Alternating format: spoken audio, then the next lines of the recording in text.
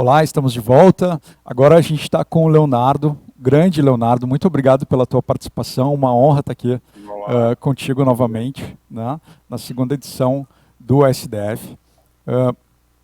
Leonardo vai trazer para nós. Agora nós vamos entrar mais a fundo no assunto de inovação, uma coisa que está vindo para fazer a disrupção no nosso dia a dia e como que a gente faz a nossa prática. Então, Leonardo, boas-vindas, está contigo. obrigado. Boa tarde, muito obrigado, é um prazer. Obrigado a todos pelo convite também. Então, mergulhando um pouco nesse nosso tema, a gente vem trazer um pouco desse assunto da inovação encarado, né, na forma de uma competência organizacional. Né? Nós, na NLab, buscamos, na verdade, entregar soluções de inovação para impulsionar pessoas e negócios. Então, é um trabalho que a gente faz muito a quatro mãos, junto com quem conosco trabalha, e a gente procura, trabalhar em cima de três pilares fundamentais, que é um pilar de estratégia do negócio e estratégia de inovação. Isso nos ajuda a conectar, né? Por que a gente quer inovar? A gente precisa conectar a inovação com a estratégia do negócio. O pilar de cultura organizacional, porque é muito difícil a gente realizar determinadas iniciativas de inovação se a gente não tiver uma cultura organizacional adequada, comportamentos principalmente das lideranças, né? Que ajudem a inovação a avançar. E por fim, os processos, ferramentas, métodos de inovação, e tudo isso junto a gente encapsula no que a gente chama de desenvolver a competência organizacional que a gente precisa para prosperar nessa era pós-digital.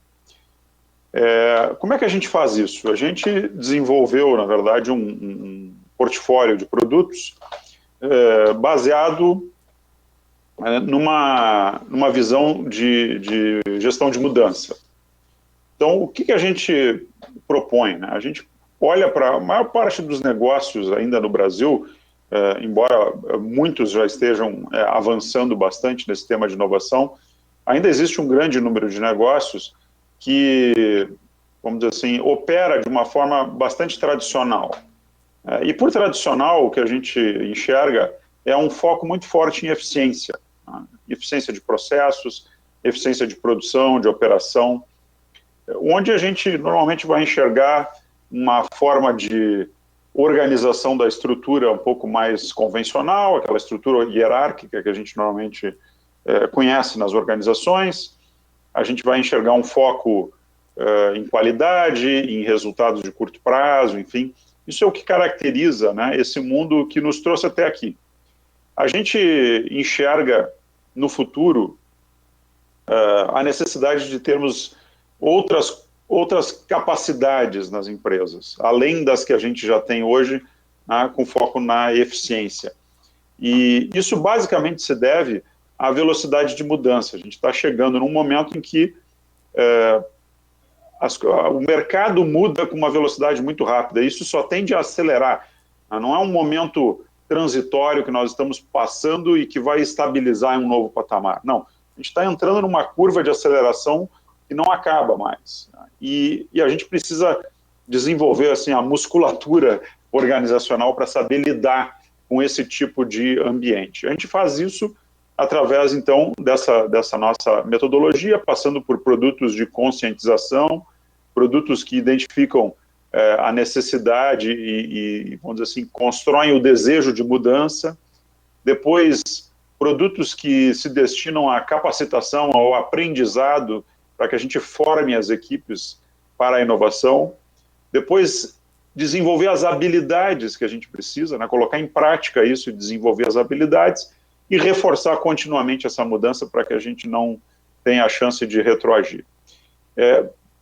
Isso é feito através de uma série de produtos, eu não vou, evidentemente, agora aqui me deter em cada um deles, são produtos que estão organizados na forma daquela metodologia que eu recém apresentei, e a gente usa por trás disso um conceito desenvolvido na Universidade de Berkeley pelo professor David Thies, no início dessa nossa década, que é o conceito de capacidades dinâmicas. O conceito de capacidades dinâmicas são as capacidades desenvolvidas justamente para conseguir sobreviver e prosperar nesse ambiente de mudança rápida. Vocês podem observar aí que são diversos aspectos que devem ser considerados, né, na hora de se trabalhar inovação sobre esse aspecto de competência organizacional. Nós costumamos, como eu falei antes ali, resumir isso em 3 aspectos: estratégia, processos e cultura organizacional.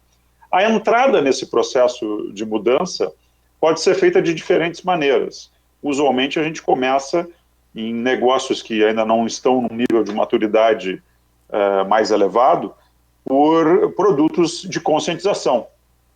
Mas uma segunda maneira de se avançar nesse processo, conseguir desenhar um roadmap de avanço, dizer, o que eu vou fazer em termos de inovação na minha organização, onde é que eu estou hoje, quais são as minhas capacidades. Então, existe uma maneira de fazer isso, que é alinhando as capacidades organizacionais à estratégia. Nós temos uma parceria internacional com o Innovation 360 Group, da Suécia, e nós trazemos o know-how e o ferramental deles para o Brasil, justamente para conseguir atingir esse objetivo. E a gente sabe, através de pesquisas já desenvolvidas, que as empresas que alinham as suas capacidades, as suas aspirações estratégicas, têm um desempenho muito superior. Então, uma das maneiras, né, de a gente começar esse processo é justamente medindo como é que estão as nossas, né, quais são as nossas aspirações estratégicas e como é que estão as nossas capacidades para entregar essas aspirações estratégicas. Então, uma das ferramentas que a gente usa para a gente poder ter uma ideia aqui nesse espaço que a gente tem hoje juntos, né, é o InnoSurvey. Então, o InnoSurvey é um diagnóstico com recomendações que observa um framework desenvolvido em cima das melhores práticas pesquisadas na academia e aplicadas na prática nas últimas 2 décadas. E por esse framework, a gente consegue, então, identificar as aspirações estratégicas em termos de inovação da empresa com quem a gente está trabalhando, e também observar 66 capacidades distribuídas em 16 eixos, que aparecem aqui nessa imagem, que vão desde avaliar como é que está a proposta de valor do nosso negócio, passando por questões de trabalho em plataforma, os produtos propriamente disso, serviços, insights dos clientes, a questão de experiência do cliente, engajamento do cliente, a captura de valor, os processos de inovação, a estrutura organizacional, a nossa capacidade de aprendizagem organizacional, nosso relacionamento com o supply chain, os canais que a gente usa, os links que a gente tem externos, a abertura que a gente tem para trabalhar no mercado e a própria marca.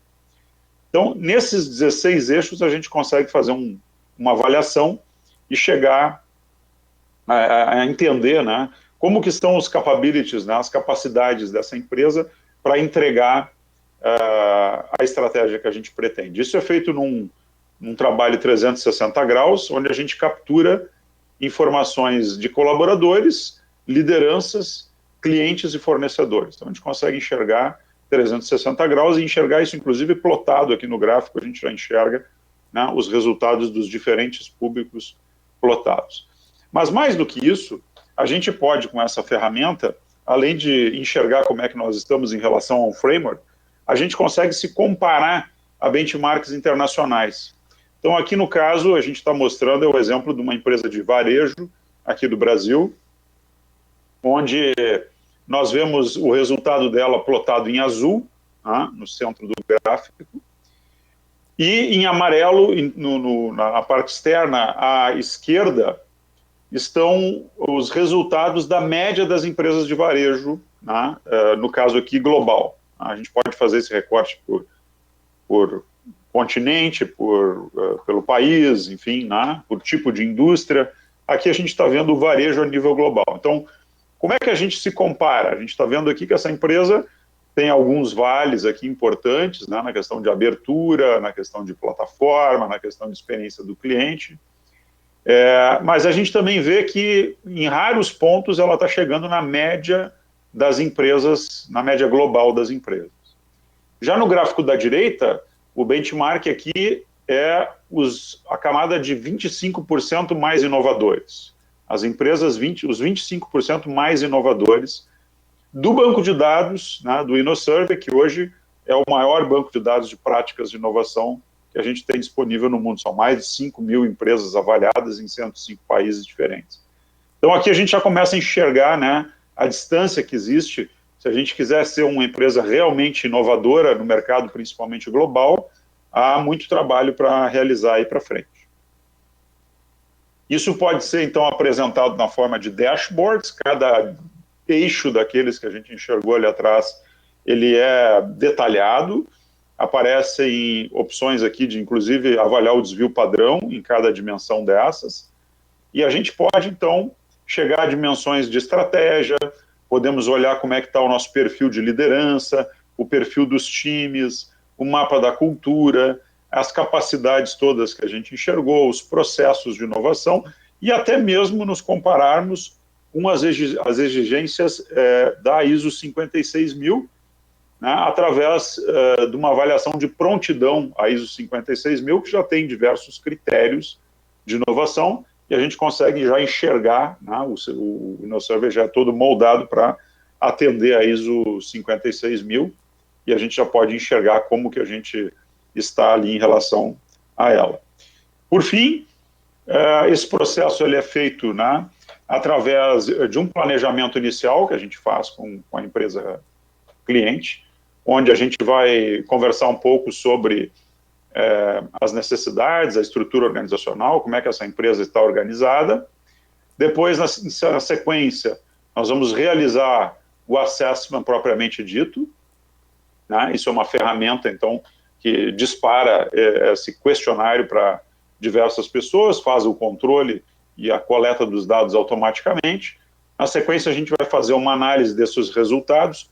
Vamos também realizar algumas entrevistas qualitativas com pessoas da empresa, para coletar um colorido um pouco mais detalhado, né, a respeito do que a gente está observando.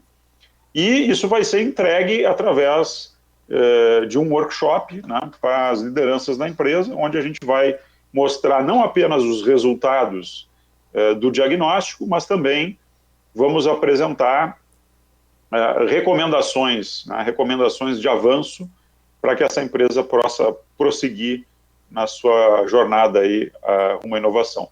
E o interessante é que esse diagnóstico pode ser refeito, né, num período de 9, 12 meses depois, e isso permite que a gente, então, tenha uma medida muito clara de avanço, né, e passa a ser um indicador de avanço de todos estes processos e iniciativas que a gente vai implantando dentro da organização.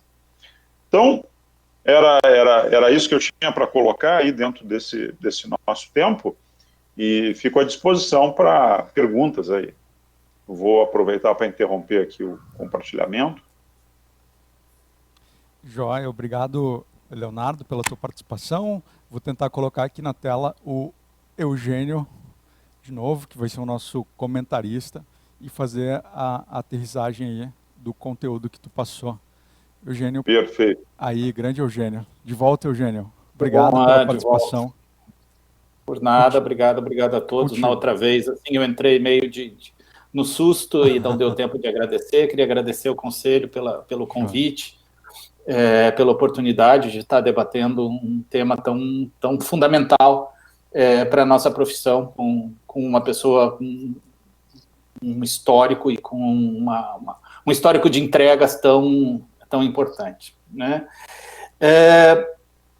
Nosso tema aqui é práticas de inovação e reaprendizado, né? Eu acho que é importante, dentro desse contexto que o Leonardo traz, que é um contexto de colocação das empresas brasileiras, de transformação das empresas brasileiras, a gente ligar. Eu gostaria de fazer essa ligação com a palestra anterior da Gabriele, né? Quando ela fala muito de que as empresas, de que as pessoas bem-sucedidas e as empresas, elas têm um propósito, né? De que essa é a grande cola, essa é a grande liga que pode nos permitir uma transformação muito profunda do mundo. Porque, ainda que, digamos assim, o elemento da empresa seja um elemento fundamental, toda essa transformação acontece e parte dos indivíduos, né? Seja da base da pirâmide do pessoal que inventa lá na linha de produção um jeito melhor e mais eficiente de fazer as coisas, seja de um executivo que tem desejo de transformar o seu negócio. Então, são transformações pessoais importantes que a gente precisa ter esta prática de transformação permanente dos nossos negócios, das nossas vidas, das nossas questões. Porque nós estamos realmente num momento, né, realmente muito importante de transformação da sociedade. E aí eu queria, tentando juntar e fazer a cola com as outras palestras da tarde, a gente falou de robôs, de robótica, de nanorobôs, de robô entregando, de caixa de entrega, e eu gostaria de fazer uma provocação, Leonardo, né? Porque nós estamos falando de coisas altamente tecnológicas quando nós temos metade do país com os pés na Idade Média, né? Nós temos 65% da população brasileira é analfabeta ou semi-analfabeta, população de mais de 65 anos. Essa é uma tragédia brasileira, né? E a minha questão que eu gostaria de trazer assim como uma provocação, Eduardo, é como a gente faz inovação de serviços, inovação de coisas, para essa população tão frágil, né? Tão desprovida de, muitas vezes, de atendimento. Eu falava recentemente com um grande amigo, o professor Divaldo, que fez a comentário de algumas palestras de manhã, né? Sobre o resultado de uma pesquisa dele, que, por exemplo, os pacientes no Nordeste, eu acho que foi lá no Sergipe que ele fez a pesquisa, se sentiam intimidados com as farmácias modernas, bonitas, iluminadas, entendeu? Aquilo era um ambiente absolutamente, porque ele só tinha um papelzinho na mão, mal e mal um garrancho escrito, era a receitinha dele, às vezes velha, e aquilo ali para ele era um lugar em que ele não merecia estar. Então, eu gostaria de te provocar um pouco, Leonardo, nesse sentido, né? De que certamente a gente vai errar muito, né? Porque errar é parte essencial do acerto. Mas como você, com essa experiência toda na inovação, poderia contribuir para a gente refletir sobre como inovar em benefício dos mais frágeis? Se eu posso fazer. Olha só. Sem dúvida, Jean, acho que é uma provocação muito interessante, viu? Muito interessante a tua pergunta. E eu queria colocar 2 pontos aqui que eu acho que são importantes. A primeira questão, nós trabalhamos muito com gestão da inovação, tá? Então, como que a gente prepara as empresas para que elas possam inovar? Como é que a gente prepara as pessoas também, né, do ponto de vista comportamental, para que elas possam participar desse processo e ajudar nesse processo de inovação. E o segundo ponto é que inovação, embora a tecnologia seja um elemento chave, né, e hoje em dia se trabalha muito com inovação, e é um elemento, vamos dizer assim, gerador de valor, né, e os países, enfim, do primeiro mundo, que a gente costuma chamar, né, investem fortemente, né, no desenvolvimento dessas tecnologias, ainda assim a inovação não se restringe a esse ponto, não se restringe à tecnologia. A gente costuma fazer essa confusão, né, de que inovação é tecnologia. Não necessariamente, não necessariamente. Existem coisas, às vezes, muito, muito simples, né, e que são inovação. O que é inovação? Inovação é uma ideia que gera, uma ideia implementada que gera valor. Esse é o conceito da inovação. É uma ideia implementada que gera valor. Pode usar tecnologia? Pode, mas também pode não utilizar. E a outra questão fundamental por trás disso, que aí eu acho que vamos chegar no ponto que tu trouxe aí, né, dessa camada mais simples da população, quando a gente trabalha em inovação, um elemento central, inclusive até no desenho da cultura organizacional, a gente trabalha muito isso, né? É nós criarmos um ambiente centrado no cliente. A gente chama isso de Customer Centricity, né?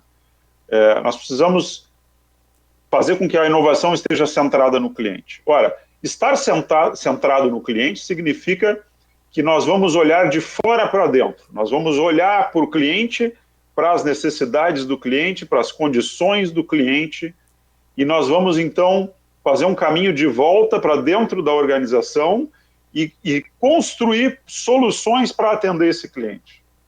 Então, essa é uma questão, assim, extremamente valiosa para o nosso cenário brasileiro, né? Porque nós precisamos fazer isso.